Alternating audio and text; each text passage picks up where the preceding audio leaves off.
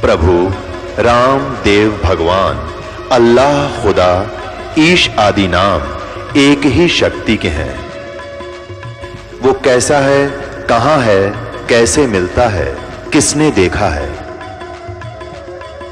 ये प्रश्नवाचक चिन्ह पूर्ण रूप से हटाने के लिए अवश्य सुनिए जगत गुरु तत्वदर्शी संत रामपाल जी महाराज के अमृत वचन, सर्व पवित्र धर्मों के पवित्र शास्त्रों के आधार पर।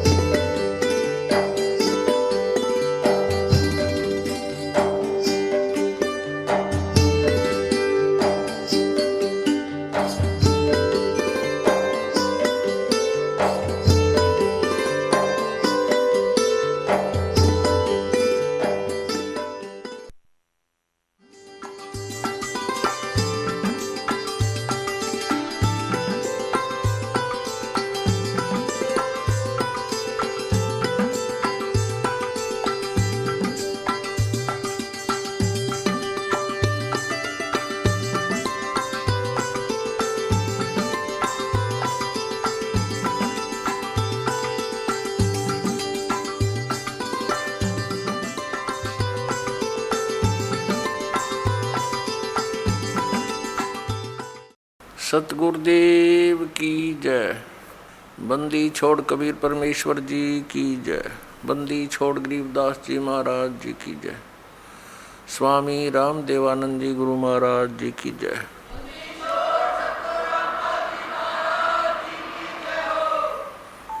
गरीब नमो नमो सतपुरुष को नमस्कार, गुरु की नहीं सुर नर मुनि जन साधुआं संतों सर्वसदी नहीं। सतगुरु साहेब संत सब डंडो तुम प्रणाम, आगे पीछे मध्य हुए तिनको जा कुर्बान। नराकार निर्विषम काल जाल भयभंजनम, निर्लेपम निज निर्गुणम अकल अनुपवेशोन्दनम। सोहम सुरति समाप्तम सकल समाना निर्तलय, उज्ज्वल हीरंबर हरदम अम्बे परवा अथा है वार पार नहीं मध्यतम। ग्रीब जो सुवर सिद्ध होई, गणनायक गलताना करो अनुग्रह सोई, पारस पद परवाना।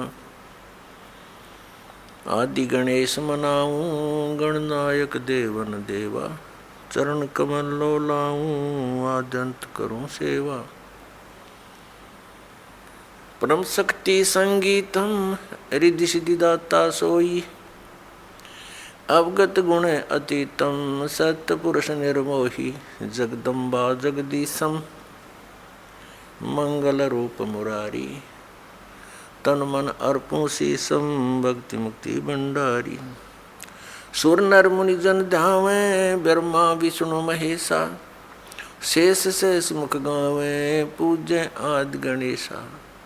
इंद्र कुबेर सरीखा वरुण धर्म राय ध्यावे, समर्थ जीवन जी का मन इच्छा फल पावे।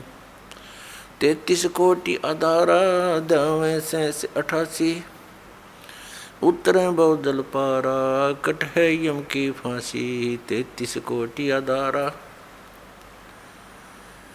ध्यावे से 88, उतरे बहुजल पारा कट है यम की फांसी। कर जोरों विनती करूं धरूं चरण पर शीस, गुरु जी राम देवानंद जी महाराज ने दियो नाम बख्शीस। कोटि कोटि सिजदा करूं, कोटि कोटि प्रणाम, चरण कमल में रखियो मैं बंदी जाम गुलाम। कुत्ता हूँ गुरुदेव का रामपाल दास का नाम, गले प्रेम की जेवड़ी जा खेचो वहाँ जा। तो करो तो बावड़ू, दूर दूर करो तो जाऊं, ज्यों राखो त्यों ही रहूं, जो देवो सुख। जय इब के सतगुरु मिले, सब दुख आँखों रो, चरणों ऊपर शीस धरूं, कहूँ जो कहनी हो। कबीर गुरु जी मिलेंगे, पूछेंगे कुशलात, आदि अंत की सब कहूँ अपने दिल की बात। गुरु जी तुम ना भूलियो, चाहे लाख लोग मिल जाएं, हम जैसे तुमको बहुत हैं, तुमसे हमको नहीं। तुमरे विसारे क्या बने, मैं किसकी शरण में जाऊं, शिव ब्रंच मुनि नारदा, तिनके हृदय न समाऊं। सूरत करो मम साइया, हम हैं भव जल माही,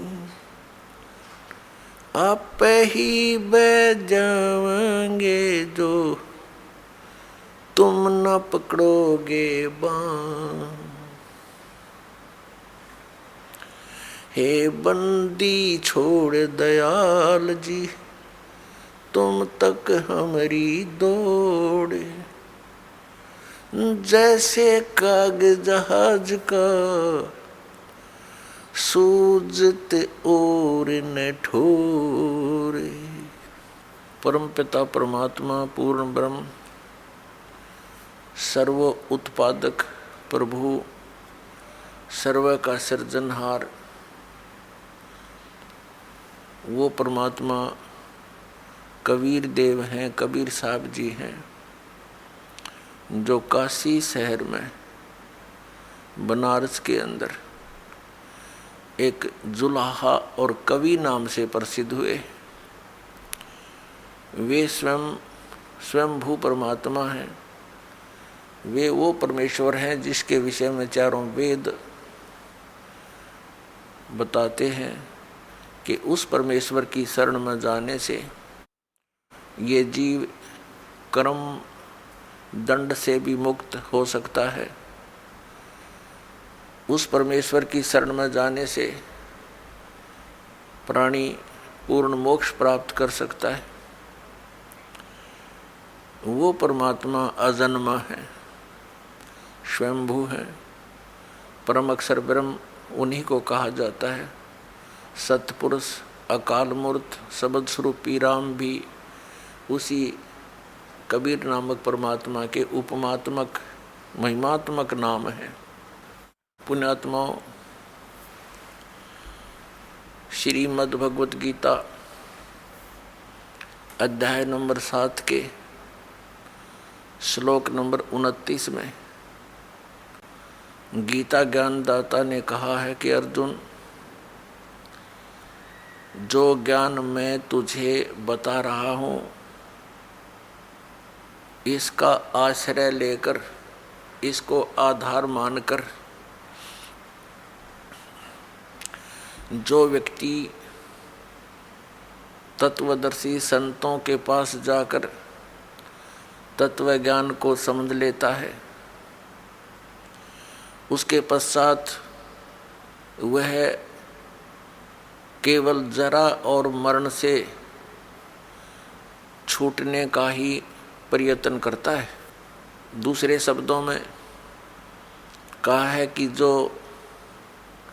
जरा और मरण, जरा मीन बुढ़ापा वृद्धावस्था और मरण मीन मृत्यु, यानी बुढ़ापे के दुख से और मृत्यु के कष्ट से जो छूटने का प्रयत्न करते हैं, वे साधक तत्ब्रह्म से, संपूर्ण अध्यात्म ज्ञान से और संपूर्ण कर्मों से परिचित हैं।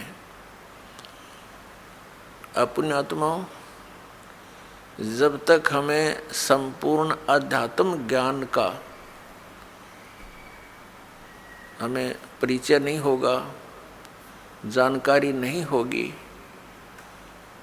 तो हम साधना भी अधूरी ही कर रहे होंगे। इसलिए श्रीमद् भगवत गीता अध्याय नंबर 4 के श्लोक नंबर 33 में कहा कि अर्जुन, इस द्रव्य में यज्ञ की अपेक्षा ज्ञान यज्ञ श्रेष्ठ है और ज्ञान यज्ञ के द्वारा सभी कर्मों का अंत हो जाता है। अपने आत्माओं, द्रव्य में यज्ञ होती है, जैसे किसी से प्रेरणा पाकर भक्त कहीं कोई भंडारा कर देता है, कहीं पर कोई कपड़े वितरित कर देता है, कहीं कोई धर्मशाला या मंदिर बनवा देता है। इस तरह की जो क्रियाएं हम करते हैं ये बुरी नहीं है, लेकिन जब तक हम अध्यात्म ज्ञान से पूर्ण परिचित नहीं होते, उनकी की हुई साधना से हमें पूर्ण लाभ प्राप्त नहीं हो सकता। मनुष्य जीवन का मूल उद्देश्य क्या है, पहले हमने ये समझना पड़ेगा। इस मानव शरीर का मूल उद्देश्य क्या है? जरा और मरण से ही छूटना, जरा मरण से मोक्ष प्राप्त करना। और यदि यही नहीं हुआ तो फिर उस आध्यात्मिक अनुष्ठान का जो हम आजीवन करते रहे, हमें कोई लाभ नहीं मिला। भले ही हम उस कुछ पुण्य कर्म करने से स्वर्ग चले जाते हैं, स्वर्ग जाने के बाद फिर हम पुण्य समाप्त होने पर फिर नरक भी जाते हैं और उसके उपरांत फिर हम यहाँ जन्म और मृत्यु के इस दीर्घ रोग में ग्रस्त रहते हैं। जैसे गीता ज्ञानदाता स्वयं कहता, अर्जुन तेरे और मेरे बहुत जन्म हो चुके हैं, तू नहीं जानता मैं जानता हूं, मेरे जन्म और कर्म अलौकिक हैं। श्रीमद् भगवत गीता अध्याय नंबर 2 के श्लोक नंबर 12 में, अध्याय नंबर 4 के श्लोक नंबर 5 से 9 में, गीता अध्याय नंबर 10 के श्लोक नंबर 2 में गीता ज्ञानदाता स्पष्ट करता है कि अर्जुन तेरे और मेरे बहुत जन्म हो चुके हैं, तू नहीं जानता मैं जानता हूं। तो गीता ज्ञानदाता कौन है? ये श्री कृष्ण नहीं है। श्री कृष्ण में प्रवेश करके ये ब्रह्म बोल रहा है, जो काल भी कहलाता है, जो 21 ब्रह्मांड का स्वामी है, जिसको श्रीमद् भगवत गीता अध्याय नंबर 15 के श्लोक नंबर 16 में सर्वपुरुष कहा है। गीता जी अध्याय नंबर 11 के श्लोक नंबर 32 में ये स्वयं कहता मैं काल हूं। ये श्री कृष्ण जी में प्रवेश करके ये काल यानी ब्रह्म बोल रहा है, सर्वपुरुष बोल रहा है। अब ब्रह्म की साधना क्या है? ओम मंत्र। श्रीमद् भगवत गीता अध्याय नंबर 8 के श्लोक नंबर 13 में गीता ज्ञानदाता अपनी भक्ति विधि बताता है कि ओम इति एकाक्षरम ब्रह्म व्यवहारन माम अनुसमरण ये प्रयाति तजम देहम सयाति परमाम गतिम। मुझ ब्रह्म का केवल एक ओम अक्षर है, यह नथिंग एल्स, और कुछ नहीं। और इस ओम नाम का जाप उच्चारण करके सुमन करता हुआ जो शरीर छोड़कर जाता है, इसका सुमन करता हुआ सयाति परमाम गतिम, वह परम गति को प्राप्त होता है। अब कौन सी परम गति? जो ओम के जप से प्राप्त होगी। ओम के जप से कौन सी गति प्राप्त होगी? कि वो ब्रह्मलोक में चला जाएगा।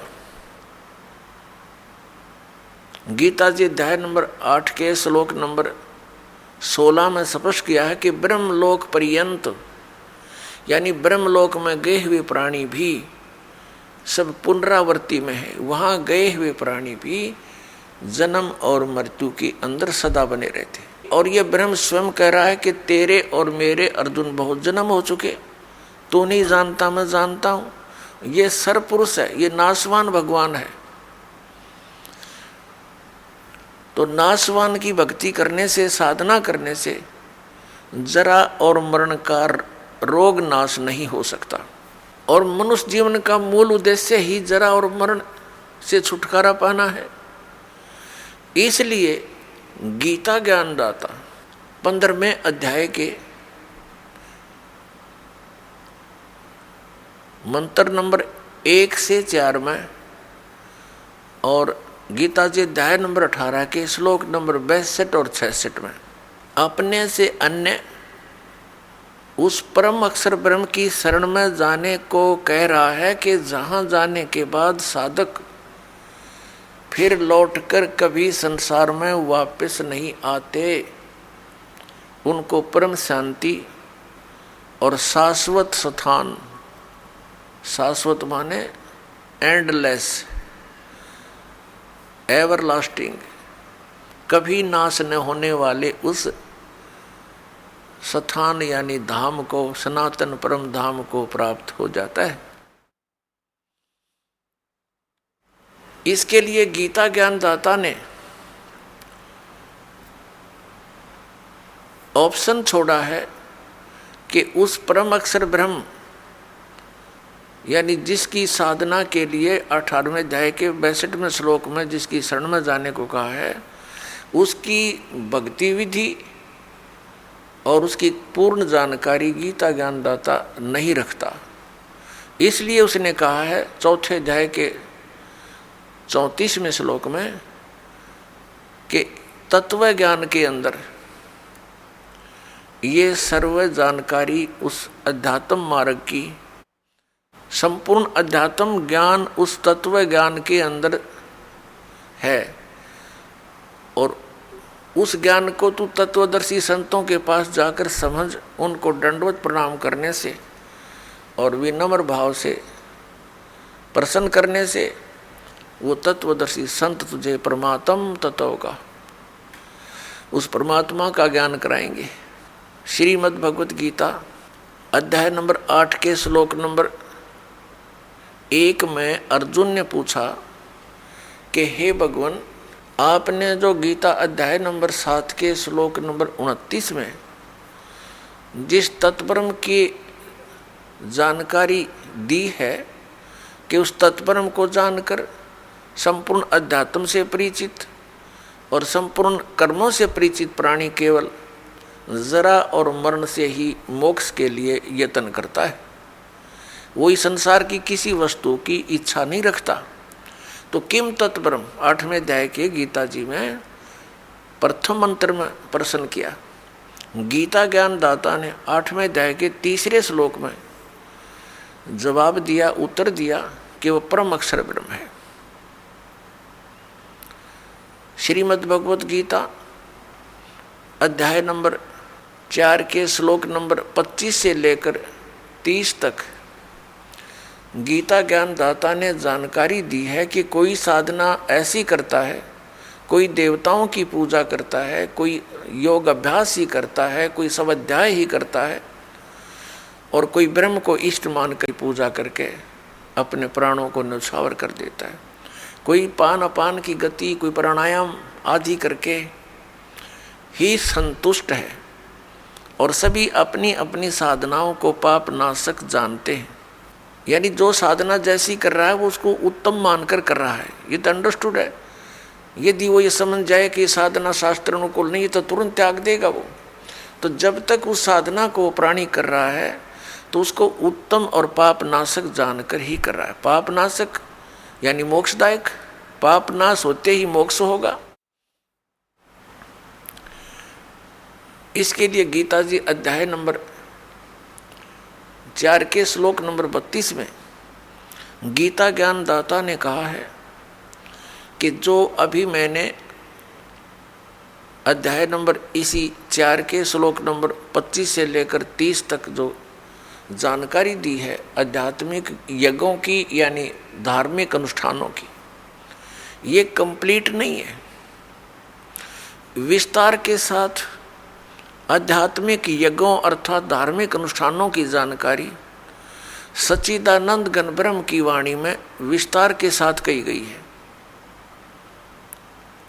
एक ध्यान रखने की बात अपने आत्माओं, ये गीता जी के अनुवाद करता जहाँ विचलित हो गए, उन्होंने अर्थों के अनर्थ कर डाले। उदाहरण के तौर पर गीता जी अध्याय नंबर 7 के श्लोक नंबर 18 और 24 में अनुत्तम शब्द है, इन्होंने अनुत्तम का अर्थ कर दिया जिससे उत्तम कोई ना हो। ये कोई बुद्धिमान की बातें हैं। गीता जी अध्याय नंबर 18 के श्लोक नंबर 66 में वर्ज शब्द है। वर्ज का अर्थ जाना होता है, इन्होंने आना कर दिया और उसी की वकालत अभी तक कर रहे हैं। व्याकरण का भी नाश कर दिया इन्होंने, अध्यात्म ज्ञान को ना समझकर। इसी प्रकार यहाँ चौथे अध्याय के 32वें श्लोक में गीता जी में ब्रह्मणे मुखे शब्द है, इन्होंने ब्रह्मणे का अर्थ कर दिया वेद और मुखे का अर्थ कर दिया वाणी।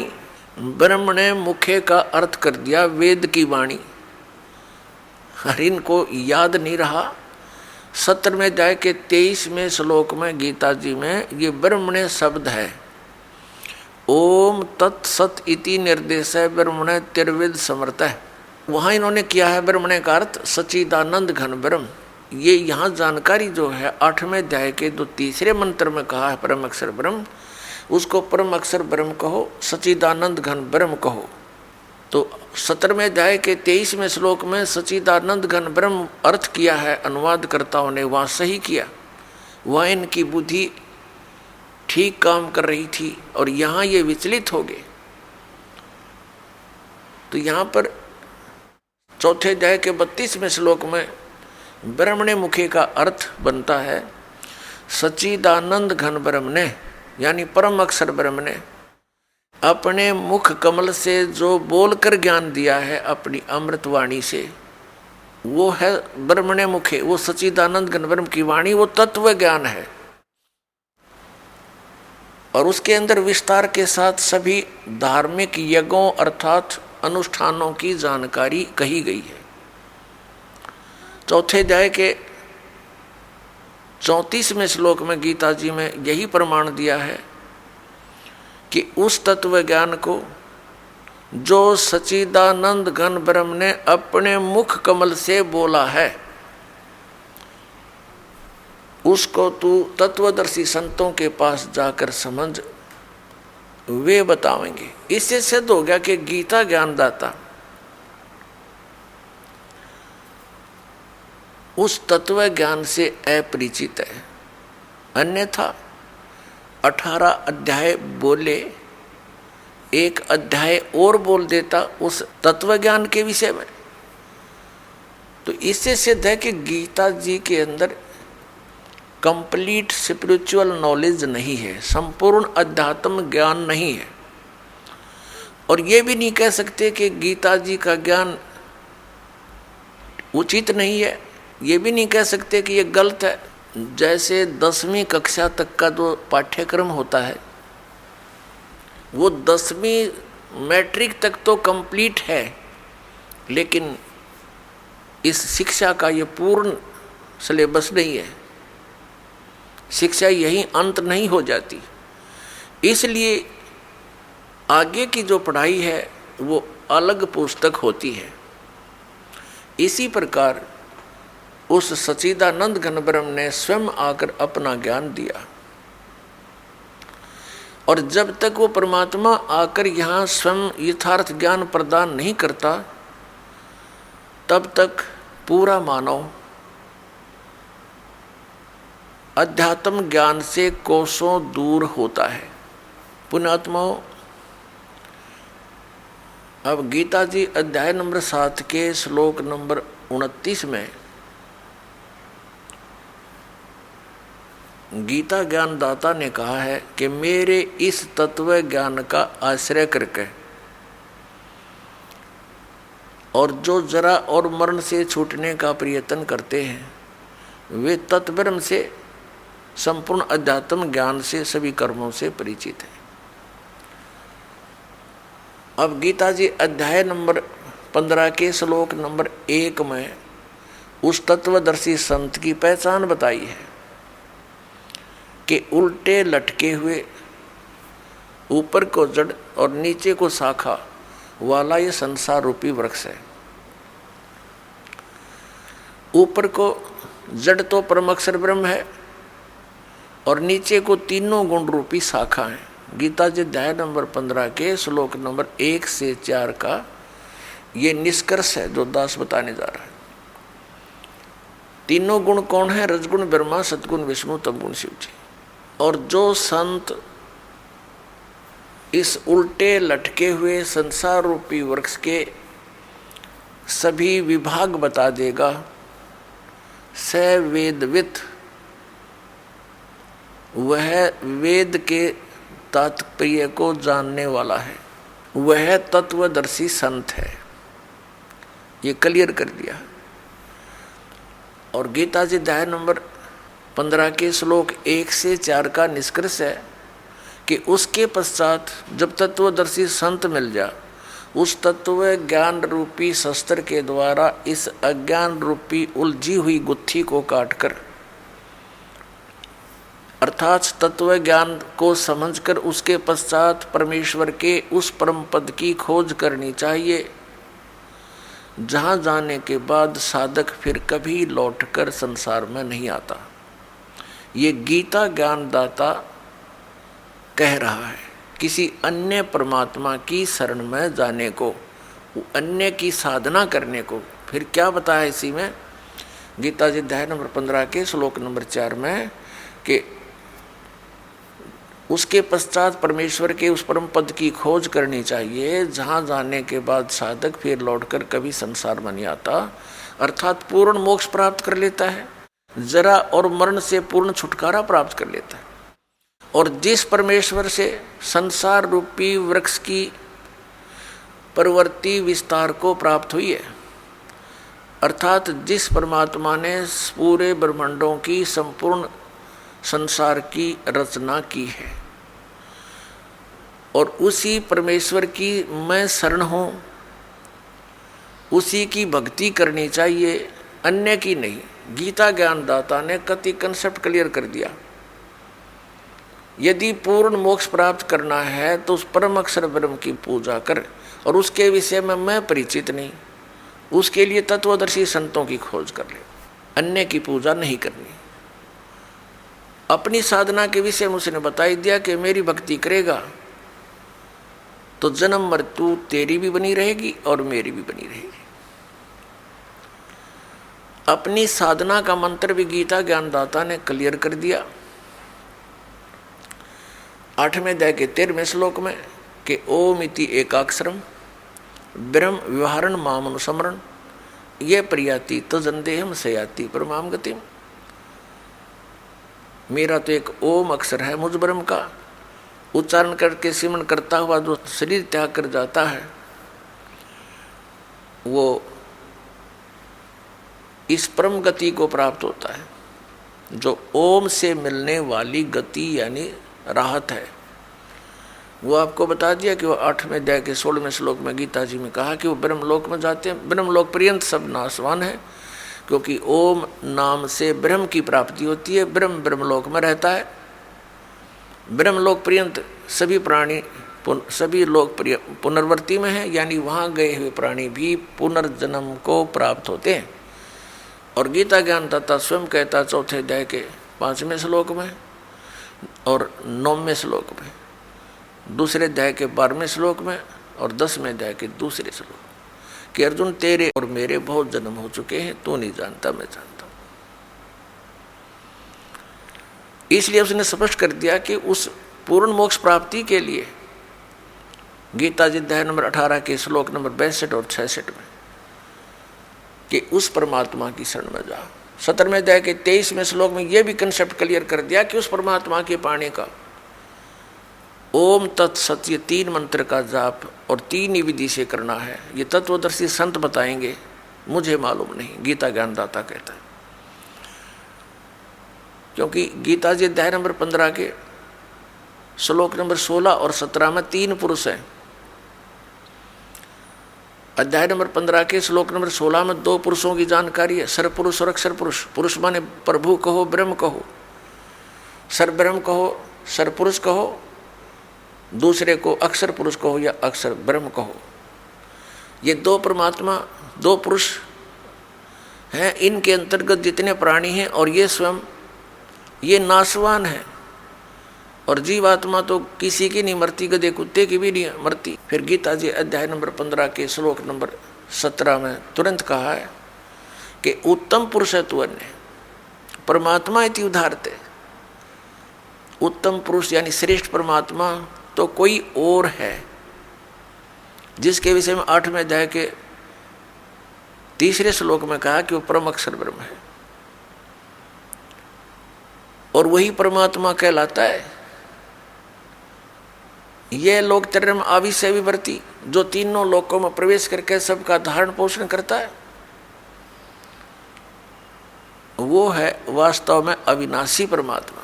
अपनी आत्माओं जैसे पेड़ को आहार कहाँ से मिलता है? जड़ों से, मूल से। और मूल कौन है संसार का? परम अक्षर ब्रह्म। तो सबका धारण पोषण करने वाला भी वही है, तीनों लोकों में प्रवेश करके सबका धारण पोषण करता है, वो परम अक्षर ब्रह्म है। अब श्रीमद् भगवत गीता जी में इतना सा ज्ञान है, ये बिल्कुल कंप्लीट नॉलेज है। इस गीता जी में गीता ज्ञानदाता ने अपना पल्ला झाड़ दिया कि उस परम अक्षर ब्रह्म से तो मोक्ष होगा, जरा मरण उससे मिटेगा, और उसकी विषय में मैं परिचित नहीं। तत्वदर्शी संतों की खोज कर, और तत्वदर्शी संत वही होगा जो ब्रह्मणे मुखे सच्चिदानंद घन ब्रह्म के मुख से बोली गई वाणी से ही तुझे ज्ञान देगा। तो वो कबीर वाणी है, सच्चिदानंद घन ब्रह्म की वाणी है, उसके अंदर अध्यात्म ज्ञान पूर्ण रूप से लिखा हुआ है। अपने आत्मा गीता जी अध्याय नंबर 18 के श्लोक नंबर 66 में व्रज शब्द है। व्रज जैसे इंग्लिश वर्ड है गो, तो गो मीन जाना होता है। गो का अर्थ यदि कहीं पर किसी ने आना किया है तो वो सेंटेंस को समझा नहीं, उसकी मूर्खता है। इसी प्रकार गीता जी अध्याय नंबर 18 के श्लोक नंबर 66 में जो व्रज शब्द है, इसका अर्थ जाना बनता है। इन्होंने आना किया हुआ सभी ने, और इसी की वकालत कर रहे हैं।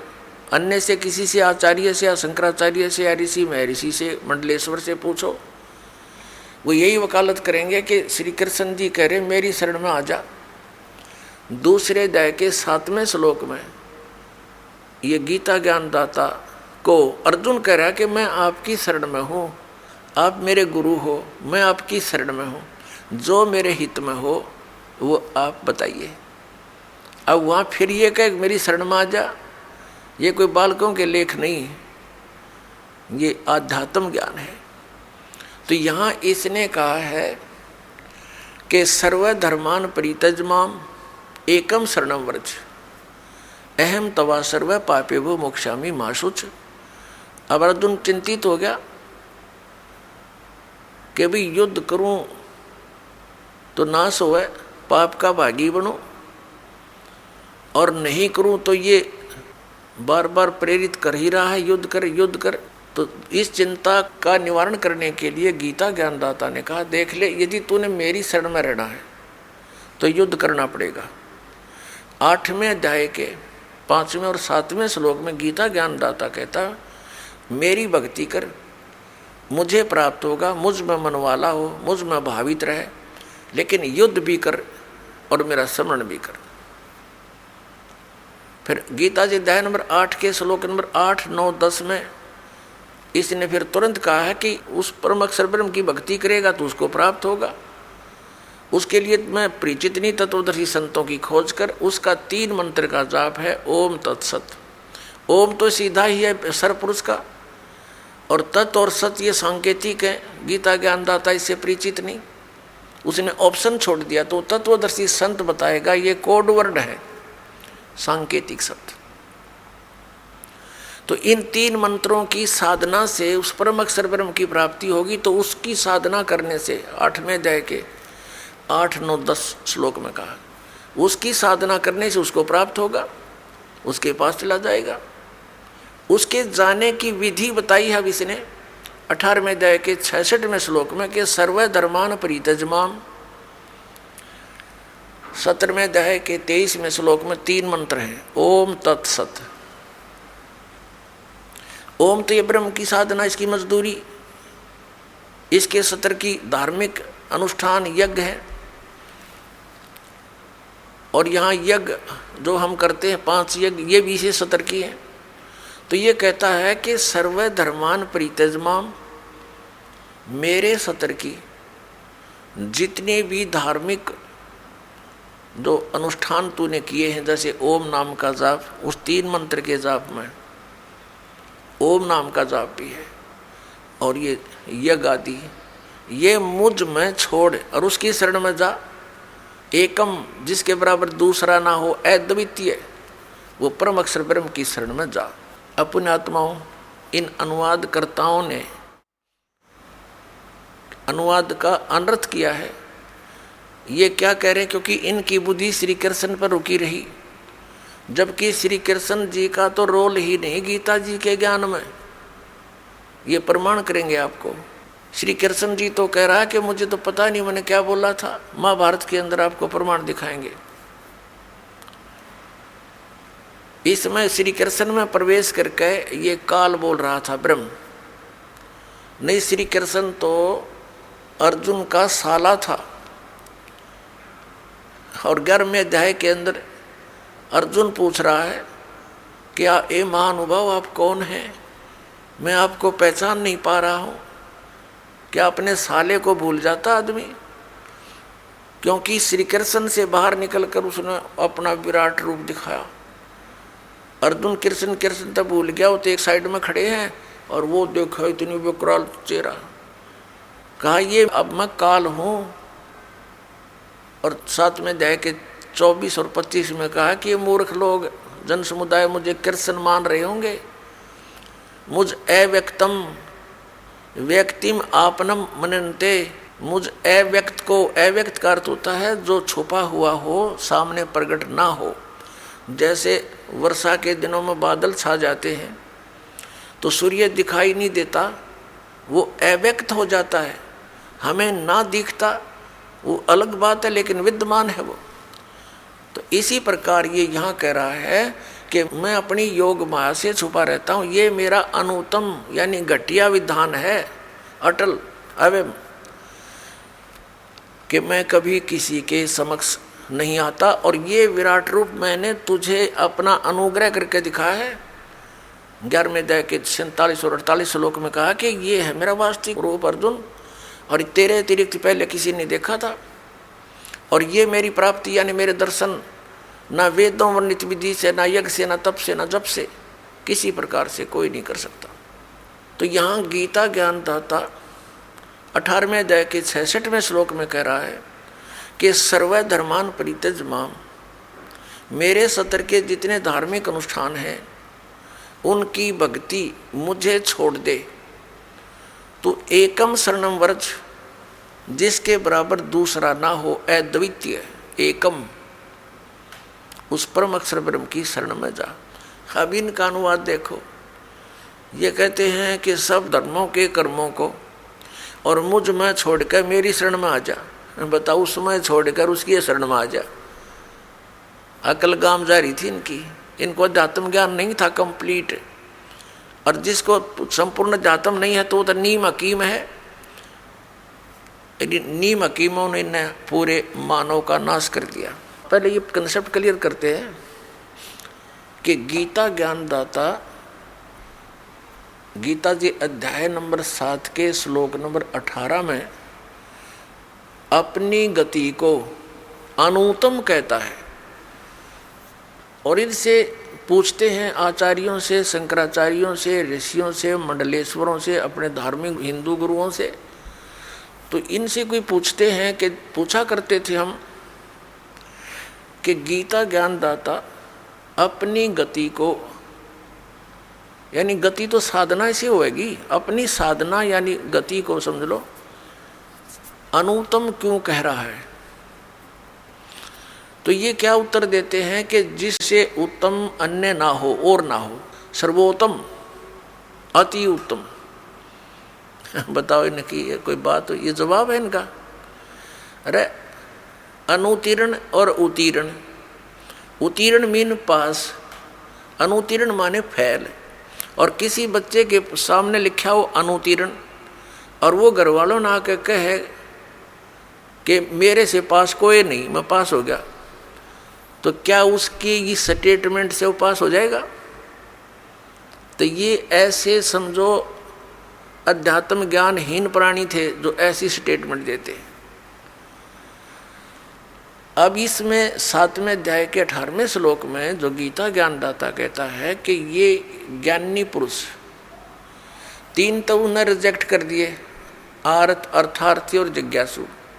ये तो भक्ति योग्य होते ही नहीं, ये तो सिर्फ अपने स्वार्थवश या बकवादों के लिए ही कोई साधना करते हैं। और चौथे ज्ञानी बताए, ज्ञानी वो आत्मा होता है जिसने परमात्मा पाना ही उद्देश्य रखा हुआ होता है और वो समझ चुका है कि संसार असार है, अस्थायी सटे है और भक्ति करने के लिए मनुष्य जीवन प्राप्त हुआ है।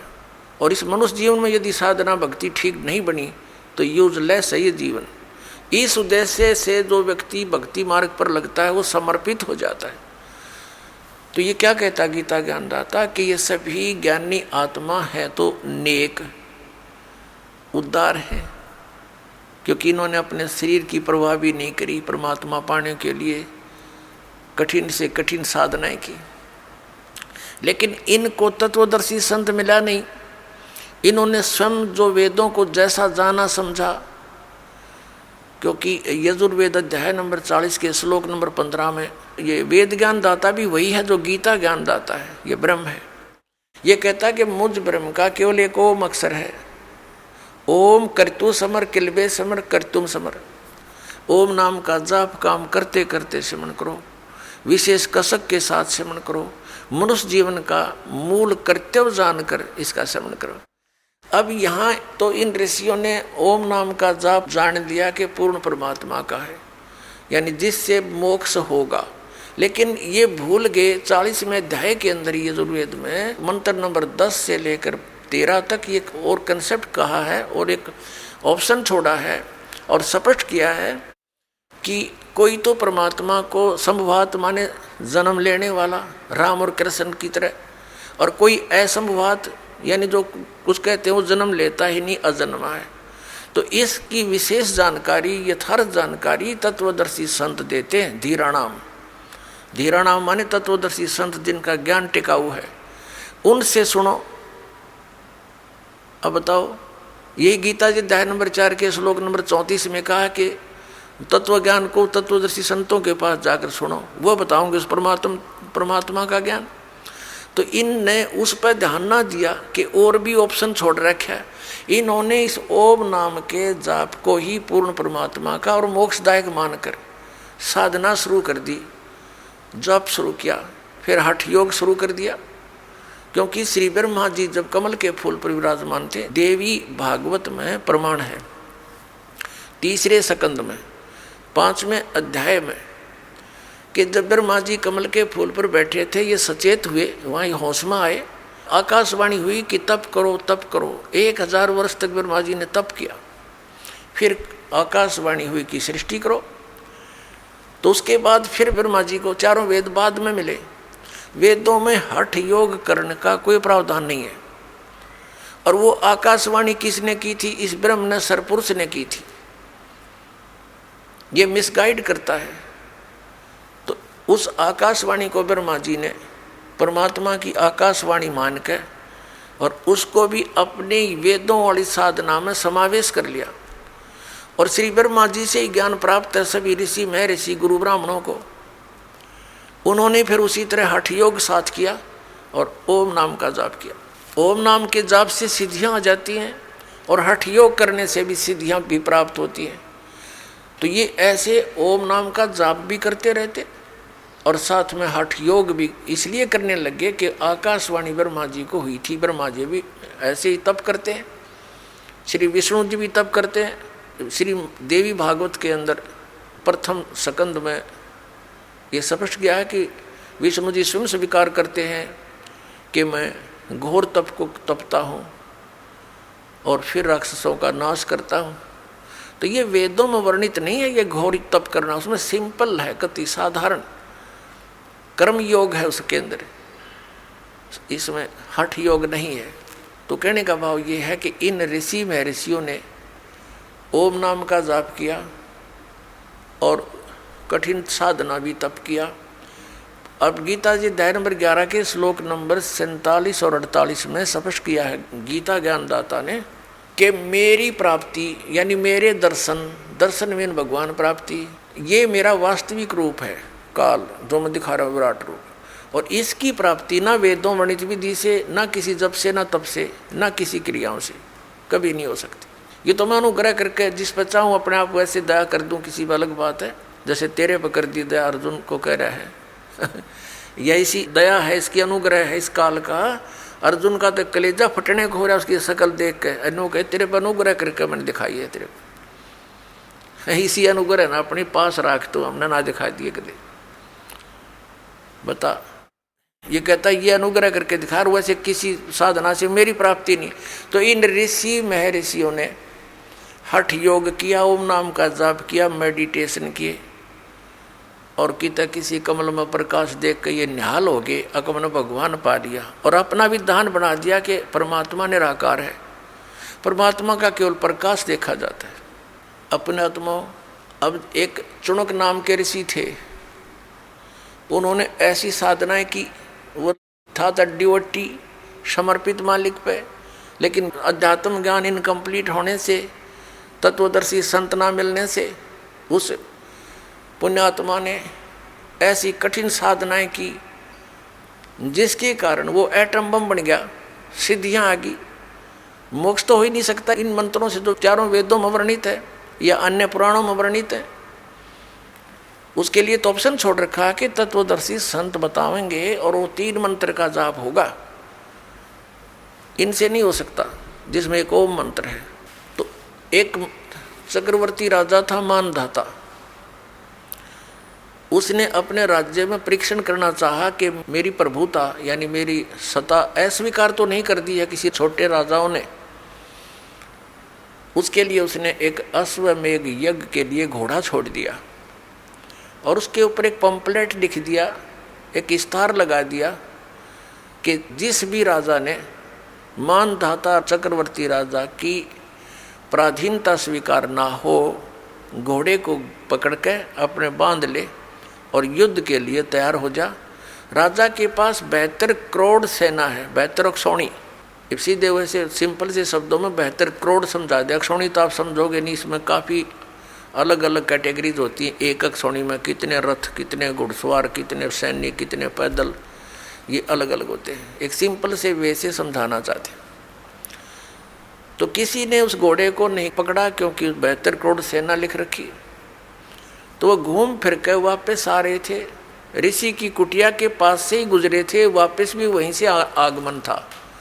ऋषि ने देखा कि एक घोड़े पर कोई भी व्यक्ति नहीं बैठा है। कारण जानना चाहा सैनिकों से कि सैनिकों ये घोड़ा बगैर सवार के क्यों है, इस पर कोई सवार नहीं है। तब उन सैनिकों ने डिटेल बताई कि ये घोड़ा चक्रवर्ती राजा मानधाता का है और इस कारण से हमने इसको छोड़ रखा है। इसके आगे पंपलेट पर लिखा है ऐसे ऐसे। तो ऋषि के मन में आई कि राजा का अभिमान हो गया, ये पूरी पृथ्वी पर घूम आया और इसके घोड़े को यानी युद्ध को स्वीकार करने वाला कोई नहीं, इसकी अकल ठिकाने लानी चाहिए। ये मन में प्रेरणा होगी उस ऋषि के। अपने आत्माओं, ये इस काल का जाल है जो गीता ज्ञान बोल रहा है, ये काल है। ब्रह्मा विष्णु महेश का ये पिता है। ये कभी किसी को शिव रूप में दर्शन दे देता है तो सदा शिव कहलाता है। इसी को ये अनजान लोग परम ब्रह्म बोलते हैं। ये क्या करता है, जैसे उस ऋषि ने वेदों अनुसार साधना की, ब्रह्म की, ओम नाम ब्रह्म का जाप है, तो उससे इसमें सिद्धियां आ गई। परमात्मा प्राप्ति हो ही नहीं सकती, इसने स्पष्ट कर रखा है। तो इसके हाथ में रिमोट है। वहाँ ऋषि में प्रेरणा कर दी काल ने कि इसकी अकल ठिकाने लानी चाहिए, इसमें अभिमान घना हो गया। तो ऋषि ने कहा सैनिकों से कि सैनिकों, भाई मैंने तुम्हारे राजा का युद्ध स्वीकार कर लिया। अब सैनिक कहने लगे, रे कंगाल, तेरे दाने खाने को नहीं और तू युद्ध करेगा मानधाता चक्रवर्ती राजा के साथ? तेरी क्यों सामत आई है? अपनी रट ले राम, और कोई दिन सांस लेने तने। अब वो कहने लगा ऋषि के, भाई मेरे भाग में ऐसा ही लिखा है और मैंने ये युद्ध स्वीकार कर लिया। घोड़ा पकड़ लिया और बांध दिया वृक्ष के जिसका कुटिया छाई थी। अब सैनिक गए राजा के पास, नमक मिर्च लगाया कि आज एक व्यक्ति की हिम्मत बनी है आपके घोड़े को पकड़ने की, कल को दूसरा मुंह उठाएगा राजन, इसका बुराई का शुरुआत में ही एंड कर देना चाहिए। तो राजा ने भेज दी अपनी 72 अक्षौणी सेना की, 72 करोड़ सेना की 4 विभाग कर दिए, 4 टुकड़ी बना दी। प्रथम टुकड़ी भेज दी एक चुनक ऋषि को मारने के लिए। उधर से ऋषि ने जो सारे जीवन में डले डोए थे, ओम नाम का जाप और हठियो किया था, ब्रह्म साधना की थी, उससे उसने अपनी सिद्धियों से 4 पुतली बना दी। पुतली संत भाषा में पुतली और अंग्रेजी भाषा में एटम बम। वचन की जो शक्ति है, इन परमाणु परमाणु का इसका आगे कोई अस्तित्व नहीं है, परमाणु बम वगैरह कोई भी। तो ये अध्यात्म शक्ति बहुत प्रबल है। तो 4 एटम बम बना दिए, एक पुतली छोड़ दी और उसने बहुत रूप धारण कर लिए और मानधाता चक्रवर्ती के 18 करोड़ सेना का कत्लेआम कर दिया। राजा ने दूसरी टुकड़ी भेज दी, ऋषि ने दूसरी एटम बम छोड़ दिया। कहने का भाव यह है कि उस मानधाता चक्रवर्ती राजा की 72 करोड़ सेना का नाश कर दिया उस चुनक ऋषि ने, उस ज्ञानी आत्मा ने अपने आत्मा। अब गीता ज्ञानदाता इसलिए कह रहा है कि मेरी भक्ति से, मेरी साधना से न तो जन्म मरण समाप्त हो सकता, जरा मरण का एंड नहीं हो सकता, और मेरी साधना इसलिए अनुत्तम है कि ये ज्ञानी आत्मा है तो उद्धार समर्पित है, लेकिन ये मेरे वाली अनुत्तम गति में ही सचित रहे, ब्रह्म तक की साधना करते रहे, और ये अनुत्तम है, इसमें तो ये कुबाड़े करेंगे ये, और मोक्ष हो नहीं सकता, जरा मरण समाप्त हो नहीं सकता। क्योंकि गीता ज्ञानदाता स्वयं कहता है 4थे अध्याय के 5 और 9 श्लोक में, दूसरे अध्याय के 12वें श्लोक में और 10वें अध्याय के दूसरे श्लोक में कि अर्जुन तेरे और मेरे बहुत जन्म हो चुके, तू नहीं जानता मैं जानता हूँ। और ये ना समझ कि ये राजा लोग पहले ना थे, तू ना था या मैं नहीं था, और आगे भी होंगे। और 10वें अध्याय के दूसरे श्लोक में स्पष्ट कर दिया कि मेरी उत्पत्ति को ये ऋषि और देवता नहीं जानते, क्योंकि ये मुझसे उत्पन्न हुए। ये ब्रह्मा विष्णु महेश इस काल के पुत्र हैं, और पुत्र पिता की डेट ऑफ बर्थ को कैसे जान सकते हैं? वो तो दादाजी बतावे। तो दादाजी यानी सबके परम पिता परमेश्वर परमक्षर ब्रह्म ने स्वयं आकर के बताया है वो ज्ञान, वो सच्चिदानंद घन ब्रह्म की वाणी है, वो कबीर वाणी है। तो इस प्रकार गीता ज्ञानदाता 7वें अध्याय के 18वें श्लोक में अपनी गति को अनुत्तम कहता है, और इसीलिए 18वें अध्याय के 62वें श्लोक में और 66वें श्लोक में और 15वें अध्याय के 1 से लेकर 4 में तत्वदर्शी संत की पहचान बता करके स्पष्ट कर दिया है कि जो इस उल्टे लटके हुए संसार रूपी वृक्ष के सभी विभागों को बता दे कि जड़ कौन परमात्मा है, तना कौन है, डार कौन है और ये शाखा कौन है। स वेदवित, वो है वेद के तात्पर्य को जानने वाला, वो तत्वदर्शी संत है। तो परमेश्वर स्वयं आते हैं आपने ऋग्वेद मंडल नंबर 9 और सूक्त नंबर 86 के मंत्र 26 और 27 में, ऋग्वेद मंडल नंबर 9 सूक्त 82 के 1, 2, 3 में, ऋग्वेद मंडल नंबर 9 सूक्त 20 मंत्र 1 में, ऋग्वेद मंडल नंबर 9 सूक्त 1 मंत्र 8, 9 में, ऋग्वेद मंडल नंबर 9 और सूक्त 96 यानी 96 के मंत्र 16 से लेकर 20 में, ऋग्वेद मंडल नंबर 9 सूक्त 94 यानी 94 के मंत्र 1 में आपको दिखाएंगे, और पहले भी बहुत बार दर्शन रूबरू कराया आपके। उनमें स्पष्ट किया है कि परमात्मा ऊपर सतलोक में रहता है, उस तीसरे मुक्ति धाम में ध्यूलोक में तेजो में स्थान पर रहता है, और वहाँ राजा के समान, जैसे राजा अपने सिंहासन पर विराजमान होता मुकुट वुकुट पहन के, ऐसे वो परमात्मा राजा के समान वहाँ देखा जाता है। नर आकार है, साकार है, मनुष्य दृश्य है, और वहाँ से गति करके आता, वो अच्छी आत्माओं को मिलता है, उनको उपदेश देता है, तत्व ज्ञान समझाता है। तो वो तत्व ज्ञान जो परमात्मा स्वयं आकर अपने मुख कमल से बोलता है, वो सच्चिदानंद घन ब्रह्म की वाणी है, वो ब्रह्मणे मुखे है, जो गीता जी अध्याय नंबर 4 के श्लोक नंबर 32 में जिसके विषय में कहा। तो वो परमेश्वर आकर ही अपने यथार्थ ज्ञान को स्वयं ही बताता है।